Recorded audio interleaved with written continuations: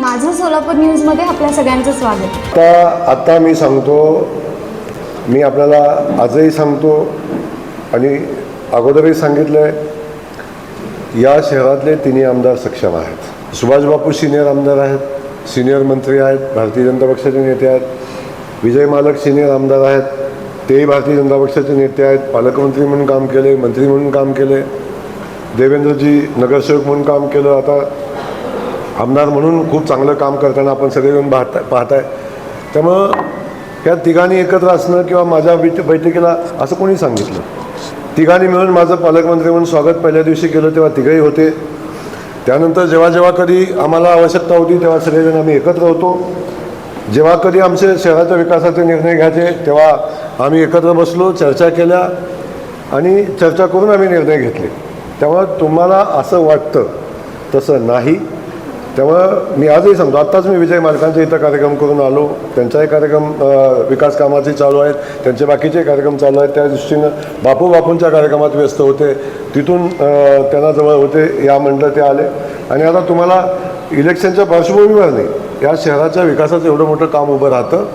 हे तिन्ही लोकप्रतिनिधी काम करत आहेत म्हणून प्रत्येकानं आपापल्या पद्धतीनं प्रत्येक कामाचा पाठपुरावा केलेला आहे.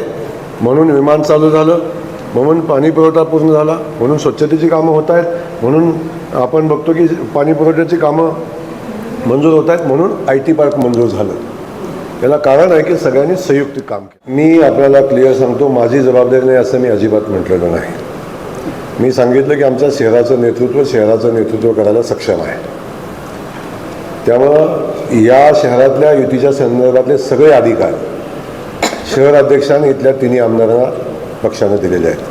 तो जो निर्णय घेतील, महायुती करण्याचा, एकला लढण्याचा, जे काही निर्णय घेतील, आणि ज्या ठिकाणी आवश्यकता भासेल तेव्हा मी इंटरव्ह्यू होईल, ज्या ठिकाणी आवश्यकता भासेल तेव्हा प्रदेशाध्यक्ष होतील, ज्यावेळी आवश्यकता भासेल तेव्हा स्वतः देवेंद्रजीसुद्धा त्यामध्ये इंटरव्ह्यू होतील.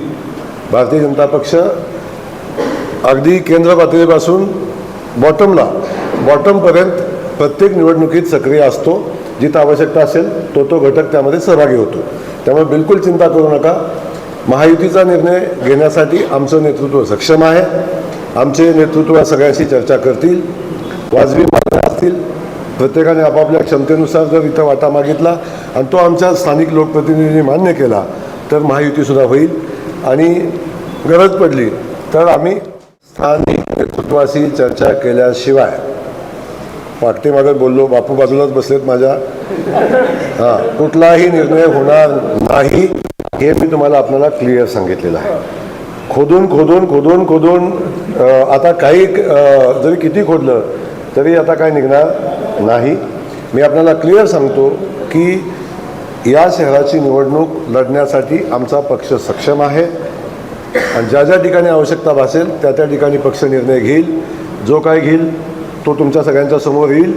त्यामुळं निर्णय पक्षाला घेऊ द्या, तुम्हीच घेऊ नका. की भारतीय जनता पक्ष सर्वसंमतीनं उमेदवाराची निवड करेल आणि सर्वसंमतीनं निवड करून भारतीय जनता पक्ष उमेदवार ठरवेल. आणि जेव्हा यादी तुमच्या समोर येईल तेव्हा त्यानंतर तुम्ही ॲनालिसिस करा की तुम्ही आता सांगताय त्याच्यात. मी आपल्याला सांगतो की भारतीय जनता पक्ष आता नगरपालिकेचा निवडणुकीचा निकाल वास्तविक यायला पाहिजे होता. ठीक आहे, आता आला नाही, 21 तारखेला येईल. 21 तारखेला तुम्हाला लोकांचा, जनतेचा मूड समजेल. खास करून सोलापूर जिल्ह्यातल्या जनतेचा मूड तुम्हाला समजेल येणाऱ्या 21 तारखेला. त्यामुळं राज्यातल्या जनतेचा मूड भारतीय जनता पक्षासोबत आहे. 29 महानगरपालिका आहेत आणि मी आज सांगतो बहुतांश नगरपालिका भारतीय जनता पक्ष आणि महायुतीच्या निवडून येतील. याच्यामध्ये कुठली शंका कुशंका ठेवू नका. आणि महाराष्ट्रातली जनता आदरणीय देवेंद्रजींच्या नेतृत्वाखाली भारतीय जनता पक्षासोबत मजबूतीनं उभी आहे.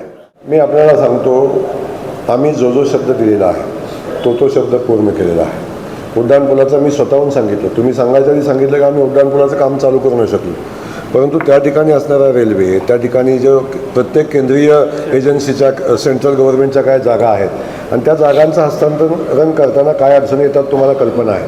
पण त्याचंही हस्तांतरण आमच्या अंतिम टप्प्यामध्ये आहे. त्याचे प्रस्ताव शासनाकडे आहेत आणि ते हस्तांतरणाची प्रक्रिया कंप्लीट झाली की उड्डाणपुलाची कामं पूर्ण होतील. त्याच्याबाबतीत आपण निश्चिंत राहा. त्यामुळे ती प्रक्रिया जवळजवळ पूर्णत्वाला गेलेली आहे. त्यामुळे जो शब्द सोलापूर शहराला भारतीय जनता पक्षाने दिलेला आहे तो शब्द भारतीय जनता पक्ष पूर्ण करेल, पूर्ण केलेला आहे आणि भविष्यात आणखीन नव्यानं सोलापूर शहराला विकसित करण्यासाठी एक नवा रोडमॅप घेऊन आम्ही निवडणुकीमध्ये येऊ, नवा संकल्प करून आम्ही निवडणुकीमध्ये येऊ. सोलापूरच्या जनतेला आम्ही विश्वास देऊ आणि सोलापूरच्या जनतेचा विश्वास जे काय आहे मुद्रांक शुल्क शेवटी एक आहे, जे भरलं तर महापालिका भरेल किंवा समोरची MCA भरेल, बरोबर आहे ना, MCA भरेल. किंवा कुठल्याही पद्धतीनं जर काय असं झालं असेल तर ते मुद्रांक शुल्क भरलाही जाईल, भरलाही असेल, नसला भरला ते भरायला लागेल. याचे कुठलं किंतु बंद असायचं काम नाही. त्यामुळं शहर आपलं आहे. माझी विनंती एवढीच आहे की कारण नसतं, जर कारण असेल तर बदनाम झालं तर चालेल, अजिबात अडचण नाही. जे आपण शहराचे नागरिक आहोत, आपण शहरात काम करतो, ते आपलंही दायित्व आहे की विनाकारण शहर बदनाम होणार नाही याची आपण सगळ्यांनी काळजी घेतली पाहिजे. माझी खास करून पत्रकार बांधवांना विनंती आहे, जर त्याच्यात काय असतं तर अवश्य तुम्ही त्याच्यावर काय लिहा, करा, ठोका, काय अडचण नाही माझी, परंतु तशी कुठलीही परिस्थिती नाही. हे मैदान, हे क्रीडांगण व्यवस्थित राहावं, विकसित व्हावं, इतर रणजी व्हावी, स्पर्धा व्हावी हीच भावना होती, म्हणून तो करार केलेला होता. त्यामुळे अजिबात विषय नव्हता. माझं सोलापूर न्यूज या यूट्यूब चॅनलला सबस्क्राईब करा आणि बेल आयकॉन प्रेस करायला विसरू नका.